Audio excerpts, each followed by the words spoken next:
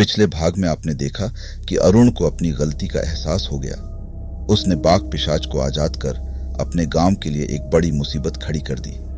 उसकी वजह से रघु की भी जान चली गई और सभी गांव वाले अरुण से बेहद नाराज हो गए। गांव वालों ने अरुण से कहा कि वह उसी तांत्रिक को ढूंढे जिसने कई साल पहले उस पिशाच को कैद किया था। क्या अरुण उस तांत्रिक को खोज पाएगा और क्या वह बाघ पिशाच से अपने गांव को बचा पाएगा? यह जानने के लिए इस वीडियो को अंत तक देखें। कहानी शुरू करने से पहले मेरे इस चैनल टीचिंग थ्रेड्स को सब्सक्राइब कर लें। तो चलिए अब शुरू करते हैं आगे की कहानी। अरुण ने अपने दो दोस्तों को साथ लिया और तांत्रिक को लेने के लिए निकल पड़ा। तांत्रिक उनके गांव से दूर एक पहाड़ी के ऊपर घने जंगलों में रहता था। उसे ढूंढते ढूंढते आधा दिन बीत गया। तब किसी से उन्हें पता चला कि जंगल में एक जगह चट्टानों के पास एक तांत्रिक की पुरानी झोंपड़ी है, जहां अक्सर लोगों ने उसे तंत्र मंत्र करते देखा है। अरुण अपने दोनों दोस्तों के साथ उन चट्टानों के पास पहुंच गया। वहां उन्होंने देखा कि एक तांत्रिक अपनी झोंपड़ी के बाहर बैठा मंत्रों का जाप कर रहा था। वह देखने में बहुत ही कमजोर और दुबला पतला लग रहा था और उसकी उम्र भी काफी ज्यादा लग रही थी। अरुण और उसके दोनों दोस्तों ने तांत्रिक को सारी बात बताई। तांत्रिक ने कहा, जिसने उस बक पिशाच को कैद किया था वह मेरा भाई था, जो अब इस दुनिया में नहीं रहा, लेकिन मैं भी तुम्हारी मदद कर सकता हूं। पर याद रखना, इसके लिए गांव में से किसी एक को बलिदान देना होगा। इस पर अरुण ने तुरंत कहा, अपने गांव को बचाने के लिए मैं अपना बलिदान देने के लिए तैयार हूं। तांत्रिक ने अरुण की ओर देखते हुए कहा, यह मेरे अकेले के बस की बात नहीं है, तुम्हें मेरी मदद करनी होगी। अरुण ने दृढ़ता से कहा, मैं जो भी कर सकता हूं बाघ पिशाच को मारने के लिए वह सब करूंगा। तांत्रिक अरुण और उसके दोस्तों के साथ गांव आ गया। उसने गांव वालों से कहा, अमावस की रात को मैं अपने तंत्र मंत्र से बाघ पिशाच को उसी पीपल के पेड़ के पास बुलाऊंगा, लेकिन अमावस की रात में अभी 3 दिन बाकी हैं। इन 3 दिनों में बाघ पिशाच कई और लोगों को भी अपना शिकार बना सकता है, इसलिए मैं आप सबको एक भभूति दूंगा।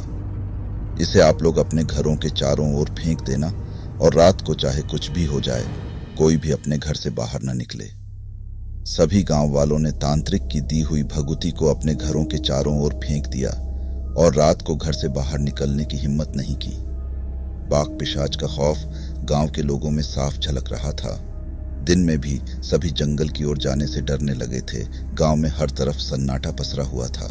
सभी की निगाहें उस अमावस की रात पर टिक गई थीं, जो शायद उनकी जिंदगी की सबसे डरावनी रात होने वाली थी। आखिरकार वह अमावस की रात आ ही गई। तांत्रिक ने अरुण से कहा, मेरे साथ जंगल में सिर्फ तुम ही जाओगे, बाकी सभी लोग अपने अपने घरों में छुपकर बैठें। कोई भी हमारे पीछे नहीं आएगा, चाहे कुछ भी हो जाए। जब तक मैं वापस ना आ जाऊं कोई अपने घर से बाहर मत निकलना। जंगल में जाने से पहले अरुण ने पूरे गांव वालों से हाथ जोड़कर माफी मांगी और अपने दादाजी और घर वालों को रोते हुए कहा, मुझे आज मेरी गलती की सजा मिलने जा रही है। मैं अब कभी भी आप लोगों के पास लौटकर नहीं आऊंगा। अरुण के घर वालों ने उसे रोकने की कोशिश की, लेकिन अरुण ने कहा, शायद अब भगवान को यही मंजूर था। मुझे इस गांव को बाघ पिशाच से बचाने के लिए जाना ही होगा। अरुण तांत्रिक के साथ जंगल की ओर निकल पड़ा। वहां पहुंचकर तांत्रिक ने पीपल के पेड़ के नीचे तंत्र मंत्र के जाप के लिए एक घेरा बनाया और उसके चारों ओर आग जला दी। तांत्रिक ने अरुण से कहा, तुम्हें अपने हाथ की उंगली को चाकू से थोड़ा सा काटकर जब मैं इशारा करूंगा तब नीचे धरती पर अपना खून गिराना होगा। अरुण ने सिर हिलाकर हामी भरी और तांत्रिक की हर बात ध्यान से सुनने लगा। चारों ओर घना अंधकार था और जंगल की खामोशी से माहौल और भी डरावना हो गया था। पीपल के पेड़ की शाखाएं तेज हवा में हिल रही थीं, मानो कोई भूतिया साजिश रच रही हो। तांत्रिक ने अपनी साधना शुरू कर दी। वह तेज स्वर में मंत्र पढ़ने लगा और आग की लपटें धीरे धीरे और ऊंची उठने लगीं। अरुण को लग रहा था कि इस भयानक रात में उसकी हर सांस भारी पड़ रही है, लेकिन उसने खुद को संभाले रखा, क्योंकि वह जानता था कि अब उसकी हिम्मत ही पूरे गांव की आखिरी उम्मीद है। तांत्रिक ने अरुण को बताया, बाघ पिशाच जब तुम पर हमला करने के लिए आएगा तो तुम्हें चमत्कारी चाकू को जोर से उसके सिर में घुसाना होगा।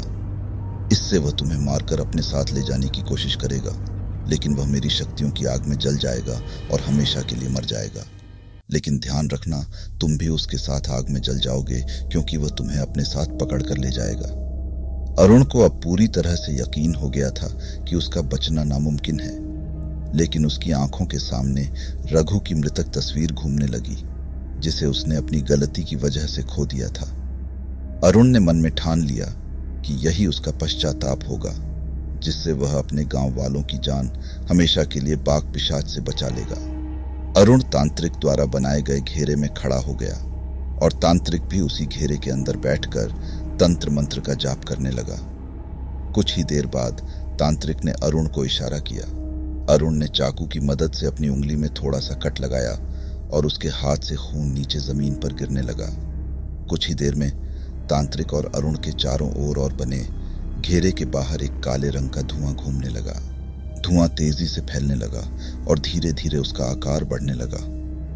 यह काला धुआं बाघ पिशाच की मौजूदगी का संकेत था और वातावरण में भय का माहौल तगड़ा हो गया था। चारों ओर सन्नाटा था और बस दूर से हवा के झोंकों की आवाज सुनाई दे रही थी। अरुण के दिल की धड़कन तेज हो गई थी। वह जानता था कि अब यह समय उसकी जिंदगी की सबसे खतरनाक लड़ाई का था। जैसे ही तांत्रिक और अरुण के चारों ओर काला धुआं फैल रहा था, अचानक महसूस हुआ कि जैसे किसी चीज की आत्मा घूम रही हो। फिर देखते ही देखते अरुण के सामने बहुत ही भयंकर और डरावना बाघ पिशाच प्रकट हो गया। उसकी कद काठी इतनी विशाल और भयानक थी कि अरुण के पसीने छूटने लगे। बाघ पिशाच ने गुस्से से लाल आंखें दिखाते हुए अरुण पर हमला कर दिया। अरुण ने बड़ी ही बहादुरी से अपने हाथ में पकड़े चमत्कारी चाकू को बाघ पिशाच के सिर में घुसा दिया। बाघ पिशाच दर्द से चिल्लाते हुए डरावनी आवाज में चीखने लगा और उसने अरुण को अपनी बाहों में जकड़ लिया। जैसे ही बाघ पिशाच अरुण को नोचने लगा, तांत्रिक ने ऊंची आवाज में एक मंत्र का जाप करना शुरू कर दिया और देखते ही देखते बाघ पिशाच को चारों ओर से आग ने घेर लिया। लेकिन यह क्या, बाघ पिशाच ने अरुण को अपनी जकड़ में से छोड़कर दूर फेंक दिया और खुद आग में जलने लगा। बाघ पिशाच देखते ही देखते दर्द से चीखते हुए भयंकर आग में जलकर राख हो गया। अरुण और तांत्रिक दोनों ही खड़े रह गए, यह देखकर कि बाघ पिशाच अब पूरी तरह से नष्ट हो चुका था। वह जो अब तक गांव वालों के लिए आतंक का कारण बना हुआ था, अब हमेशा के लिए खत्म हो गया। अरुण ने गहरी सांस ली और तांत्रिक की ओर देखा, जिसने उसे इस भयंकर यात्रा में मार्गदर्शन किया था। अरुण ने तांत्रिक से पूछा, बाबा, उस पिशाच ने मुझे कैसे छोड़ दिया? वह मुझे अपने साथ क्यों नहीं ले गया?